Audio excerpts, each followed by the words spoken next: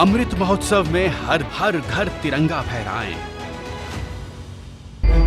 मौत को निमंत्रण देती आरसीसी पुल।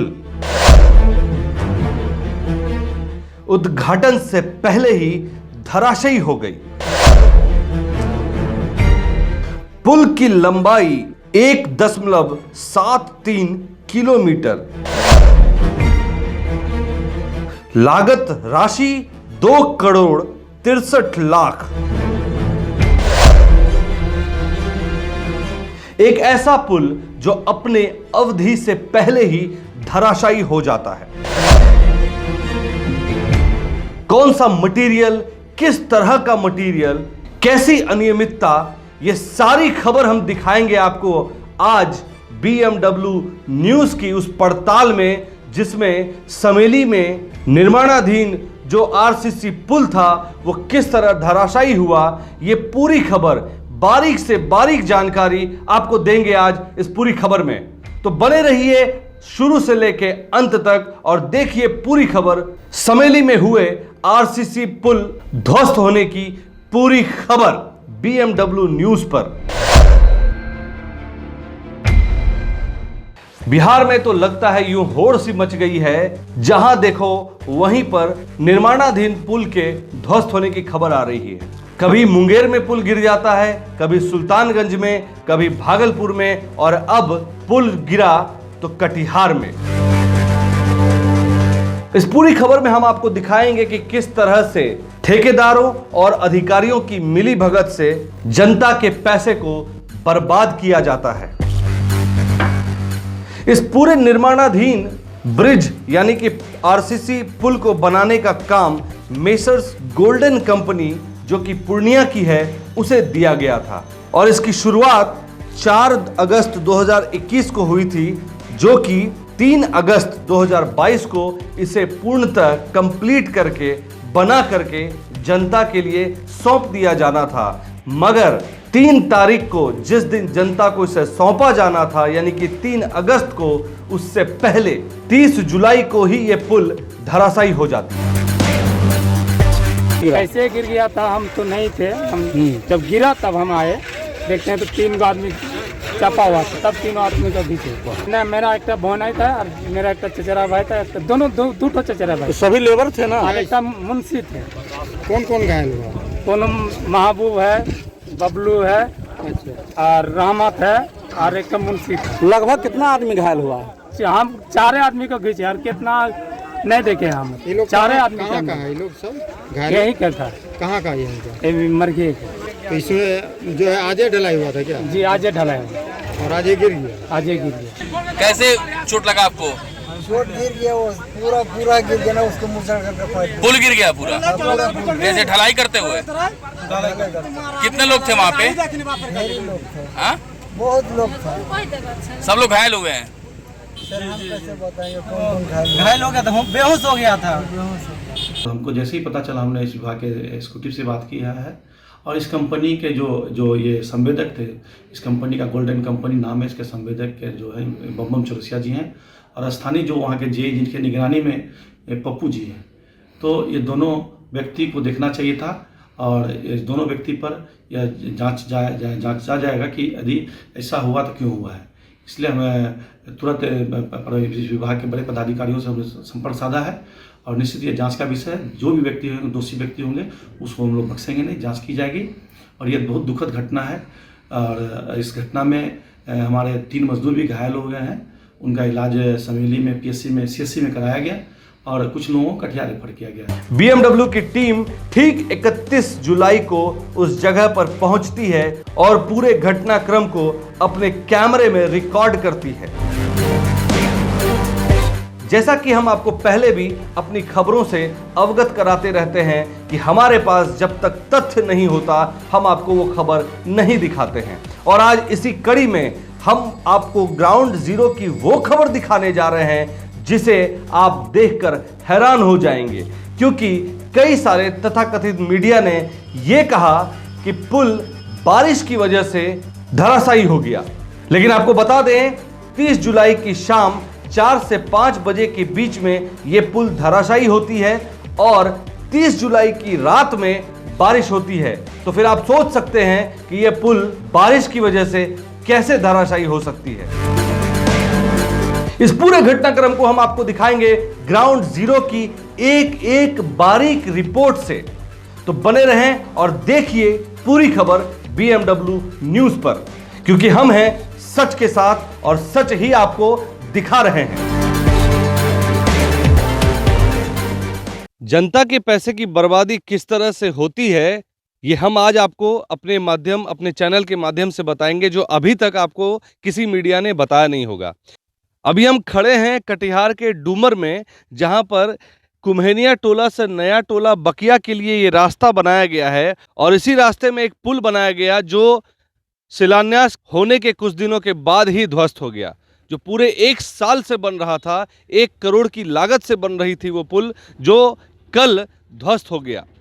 हम आपको वो पूरी खबर दिखाएंगे अपने इस वीडियो में, जहां पे आप देखेंगे कि किस तरह से जो सड़क या जो पुल का निर्माण है उसमें क्या अनियमितता बरती गई है और क्यों ये ध्वस्त हुआ इतने कम समय में, ये सारी बात बताएंगे आपको।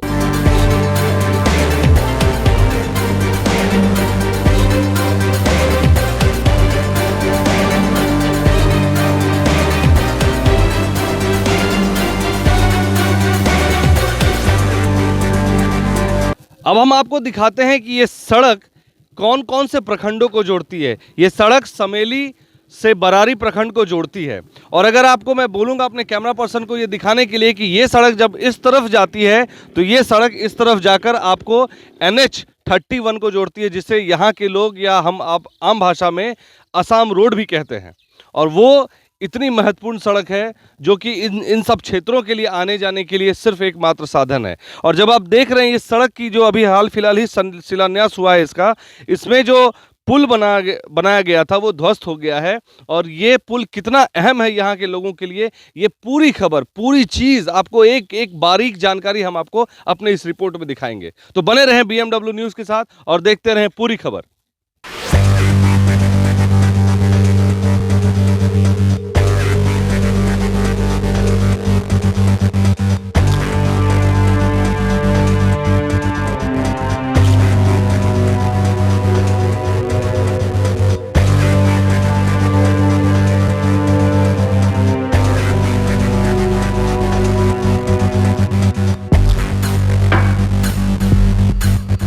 हम यहाँ आए हैं और जानने की कोशिश कर रहे हैं कि आखिर में यहाँ पे जो पुल ध्वस्त हुआ है उससे किस तरह लोग जो है अपने आप को ठगा हुआ महसूस कर रहे हैं, क्योंकि आखिर में पैसा तो जनता का ही है, चाहे वो जिला अधिकारी का हो, चाहे एक आम जनता का हो, चाहे वो SP का हो, सांसद का हो, MLA का हो, जिसका भी हो, पैसा तो सभी भरते हैं, टैक्स तो सभी भरते हैं और उन्हीं टैक्स के पैसों से जनता के लिए सुविधाएं दी जाती है। और अगर वो पैसा बर्बाद किया जाए तो जिम्मेदार कौन होगा? हम बात करेंगे, यहाँ पे हमारे साथ कुछ लोग मौजूद हैं, उनसे बात करते हैं कि आखिर में ये जो अनियमितता बरती गई है, जो पुल ध्वस्त हुआ है, इसको लेकर ये लोग क्या सोचते हैं। ये जो पुल जो ध्वस्त हुआ है उसको लेकर क्या कहेंगे? हम लोग को दूसरा पुल बनना चाहिए, बढ़िया ऐसा हाँ। तो अभी ये जो पुल, आप तो काफ़ी युवा हैं, आप ये बताइए, ये जो पुल इतनी जल्दी टूट गया या ध्वस्त हो गया, बनते बनते 1 साल से बन रहा था, अभी क्या लग रहा है कि किस तरह से कहीं कमी रह गई? कुछ तो कमी है, इसलिए धस गया। बहुत चीज का कमी रह गई और उसमें और कुछ डालना था, इसलिए पुल धस गया। बनाएगा तो पुल धसेगा ही धसेगा ना। उसमें और कुछ लगता था तब वो बढ़िया से बना था। अगर बढ़िया से बना दो तो कैसे टूट जाता सर। खा लेता सब पैसा। तो आप क्या कह रहे हैं? आप इल्जाम लगा रहे हैं कि कहीं ना कहीं ठेकेदार की इसमें अनियमितता है और कहीं ना कहीं अनियमितता है, तब ये तो गिरा है पुल, ऐसे थोड़ी गिरता पुल। जब उसमें जब कोई खराबी नहीं है तो ऐसे पुल गिर गया। वो बच गया, बहुत इंसान मर जाता है उस पुल के नीचे दब के। तो कोई अभी हताहत होने की घटना है क्या? घटना तो है, बहुत घायल हो भी है, पैर हाथ टूट गया, किसी को माथा भांग गया, किसी का पेट अंदर भी अभी आदमी फंसा है कि क्या, ये भी नहीं मालूम है, अभी पता चला है। अभी जो हम लोगों ने बात की यहाँ के लोगों से कि यहाँ पे जो किस तरह से जो पुल ध्वस्त हुआ उसमें इन लोगों को संशय है कि लोग वहाँ पे अभी भी फंसे हुए हो सकते हैं। लेकिन जो खबर हमारे सूत्रों के हवाले से हमें मिली, पता चला कि 4 लोग अभी भी घायल हैं और बुरी तरह से घायल हैं, जिनका प्राथमिक स्वास्थ्य केंद्र में इलाज चल रहा है। हम कोशिश करेंगे कि उनसे भी बात करने की, उनसे भी बातें समझेंगे कि आखिर में ये दुर्घटना किस प्रकार घटी है।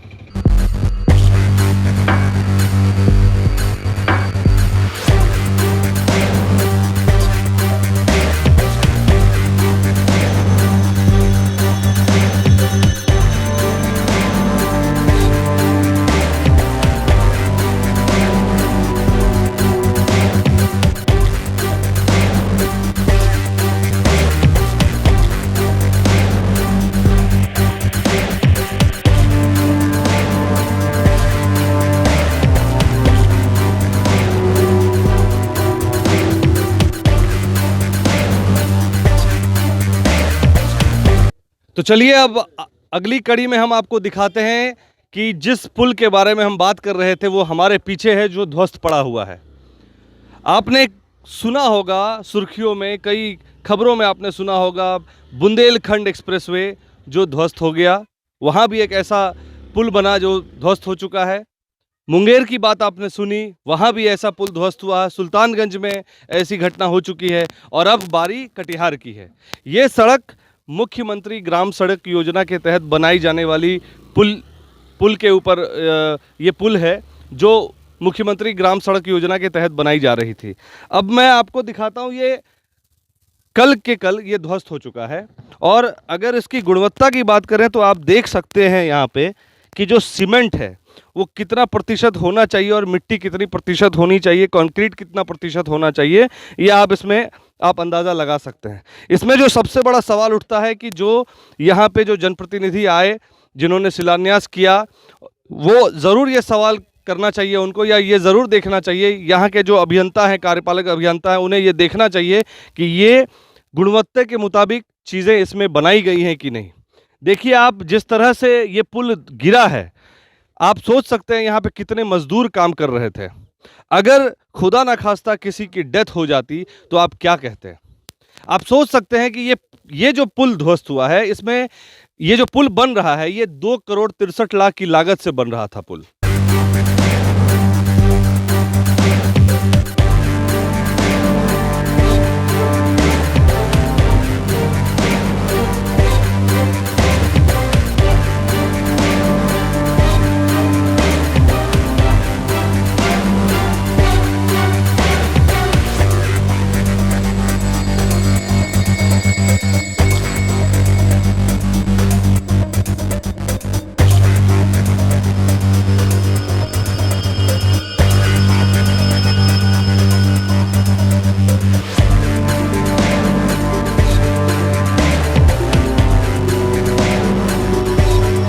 तो जो हम आपको बता रहे थे उसमें यह है कि ये पुल 3 अगस्त को हैंडओवर होना था, यहाँ के लोगों को सुपुर्द होना था यहाँ के लोगों को।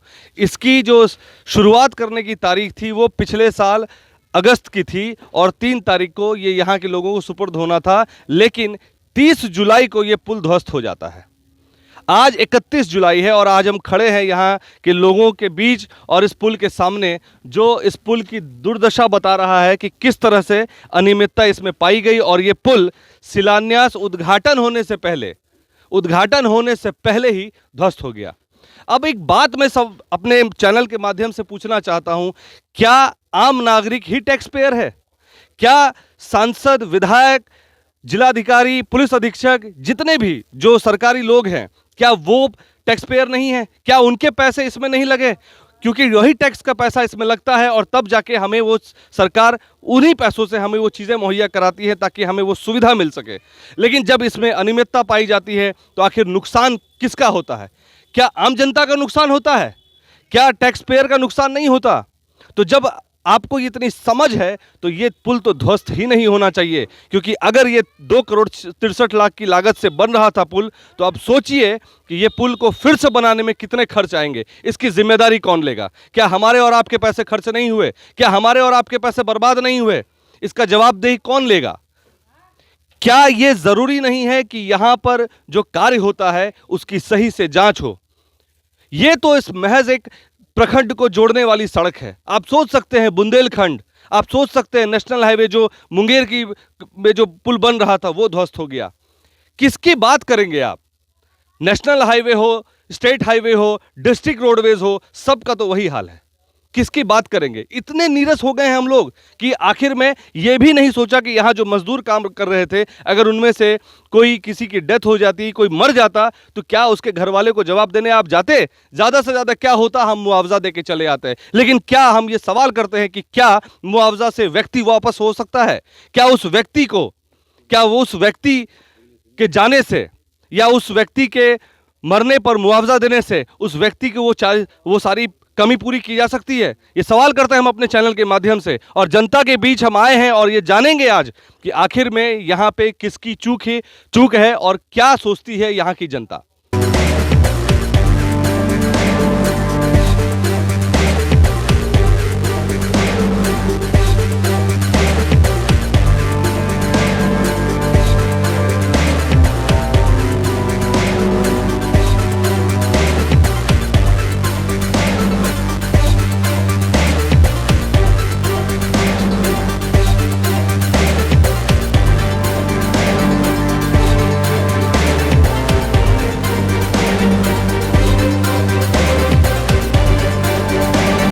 BMW न्यूज़ की हमेशा से कोशिश रहती है कि हम जगह पर जाएं, पड़ताल करें और लोगों से भी बात करें और ये जानने की कोशिश करें कि आखिर में इन सब के पीछे किन लोगों का हाथ है और जनता क्या सोचती है। ग्राउंड जीरो से हम आपको खबर दिखा रहे हैं और हम अब यहाँ के लोगों से बात करेंगे। यहाँ पे एक हमारे साथ चाचा जी मौजूद हैं। चाचा जी क्या कहेंगे इस पुल के ध्वस्त होने पर?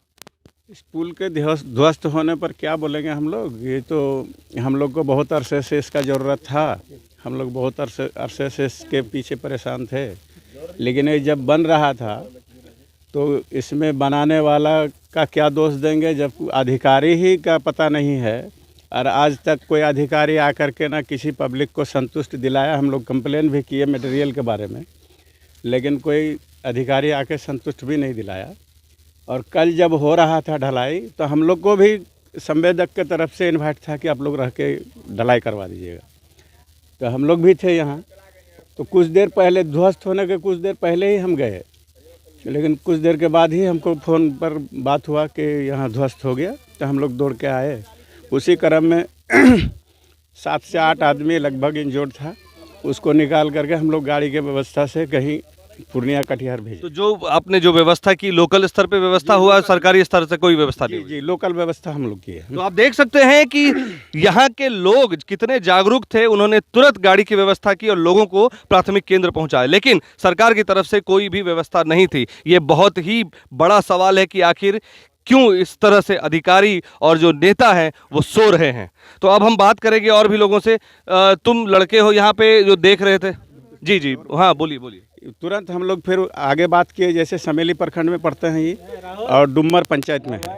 तो समेली प्रखंड में हम लोग बात किए तो वहाँ से लोग आए, जैसे सीओ है, बीडीओ है, पोठिया थाना से प्रभारी आए, और हमारे क्या कहते हैं मलहरिया पंचायत के मुखिया आए, डुम्मर पंचायत के सरपंच आए। उन लोगों के सामने में ही हमने ये आह्वान किया कि सर आप लोग आदेश कीजिएगा तो इसको मलबा को हटा के कहीं कोई दबा कुचला हो तो उसको निकाल के हम लोग देख सकते हैं। तो उधर से कोई हम लोग को आदेश नहीं मिला। इसके चलते फिर कन्वेनर आया, उसके बाद रात से फिर काम शुरू किया है। तो ये रात से मलबा हटाने का काम रात से चालू हुआ है। चलिए, तो आपने सुना यहाँ के जनप्रतिनिधि, और यहाँ पे देखिए मेरे साथ कई बुजुर्ग, कई बच्चे, कई लड़के, युवा भी खड़े हैं। जो मैं आप सबों से एक सवाल कर रहा हूँ और सबों के चेहरे पे एक प्रश्न है कि आखिर में इसका जिम्मेदार कौन है? क्योंकि ये पैसा जनता का है, हमारा आपका है पैसा, तो फिर इसकी बर्बादी क्यों है? आपको हक नहीं है कि इसकी बर्बादी आप करें, क्योंकि हम वो पैसा आपको जिताते हैं इसीलिए कि आप हमारे ही अच्छे कामों के लिए उस पैसे को इस्तेमाल करें। लेकिन अगर इस तरह से चीज़ें होंगी तो किससे सवाल करेगी जनता? ये सबसे बड़ा सवाल है। और मैं सवाल करता हूँ जितने भी अधिकारी हैं उनसे भी कि आखिर में इसकी जाँच कब तक कंप्लीट कर ली जाएगी और इसके पीछे जो लोग हैं उसे कब तक सजा दी जाएगी।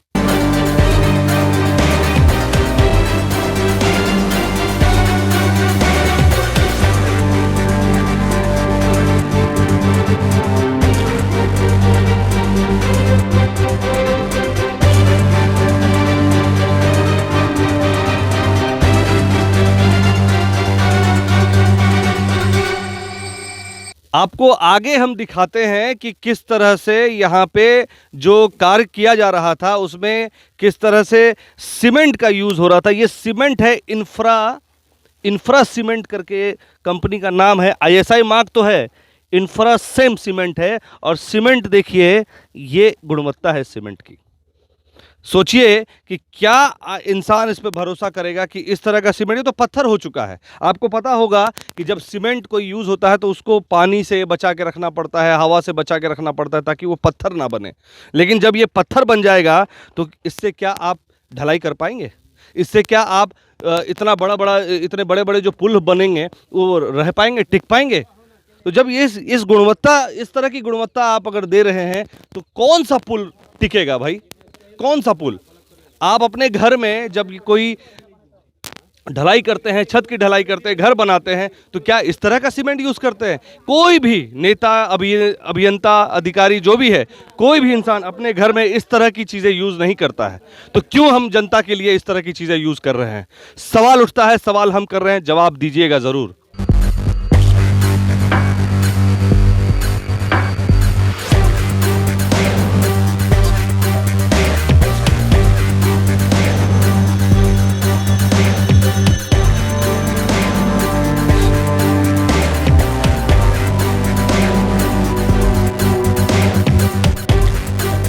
अब सवाल एक और उठता है कि ये पुल है या मौत का सामान?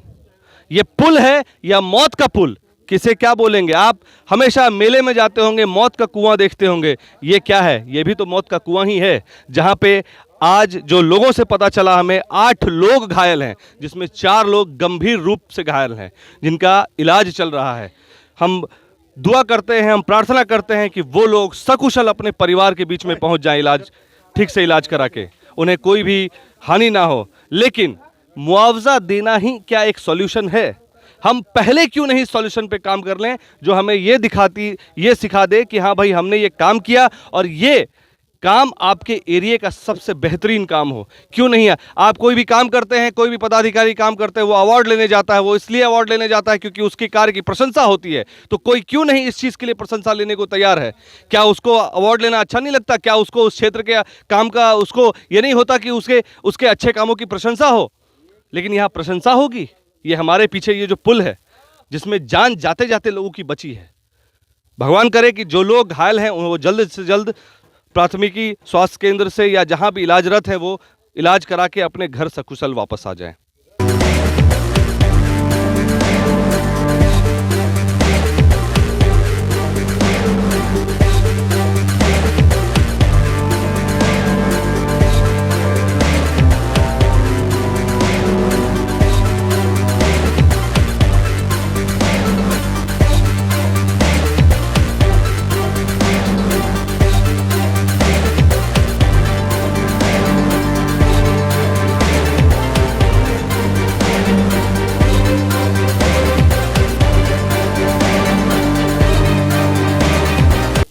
एक और बात जो हम कहना चाहेंगे, आज कटिहार में भी बहुत सारे ऐसे पुराने पुल हैं जो अंग्रेज़ों के ज़माने से हैं। आप एग्जाम्पल ले सकते हैं, जो बिहार की अगर मैं बात करूं तो बिहार में जो महात्मा गांधी सेतु पुल है, हावड़ा ब्रिज अंग्रेज़ों का बनाया हुआ है।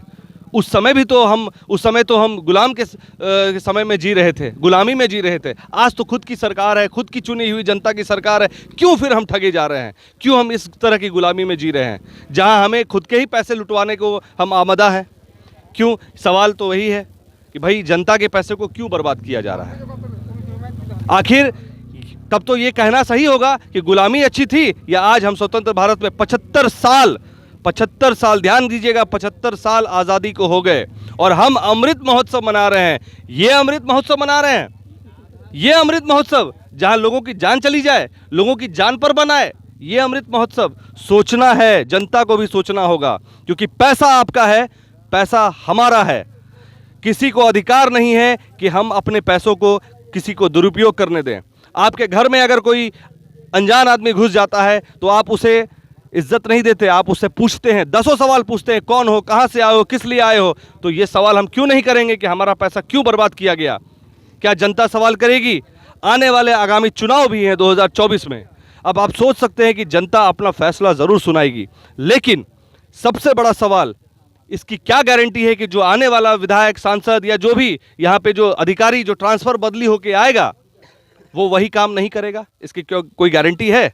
कोई गारंटी ही नहीं है। हर बार जनता अपना वोट देकर, सर्वोच्च वोट देकर, सम्मान देकर लोगों को जिता के लाती है, लेकिन वही लोग हमारे ही पैसों को दुरुपयोग करके हमारी ही जनता को ठग के निकल जाते हैं।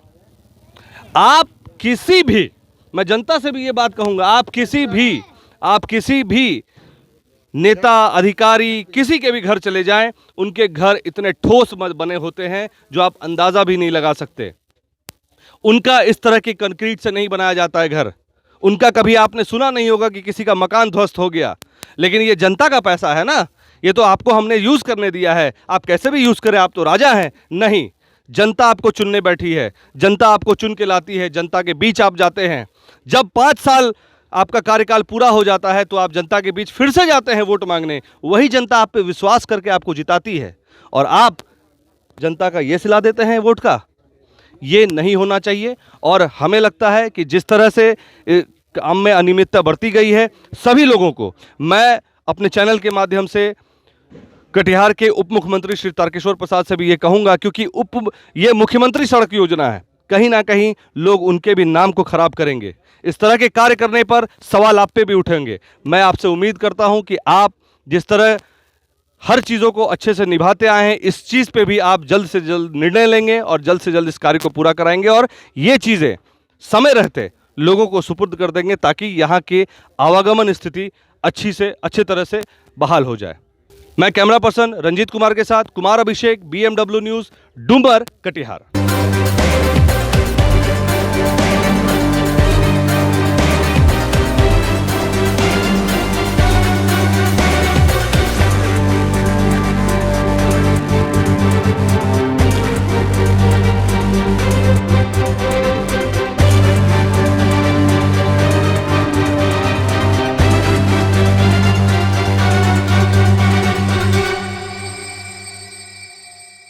हमारा वीडियो अगर आपको अच्छा लगा हो तो आप हमारे वीडियो को शेयर करें, लाइक करें, हमारे चैनल को सब्सक्राइब जरूर करें। धन्यवाद।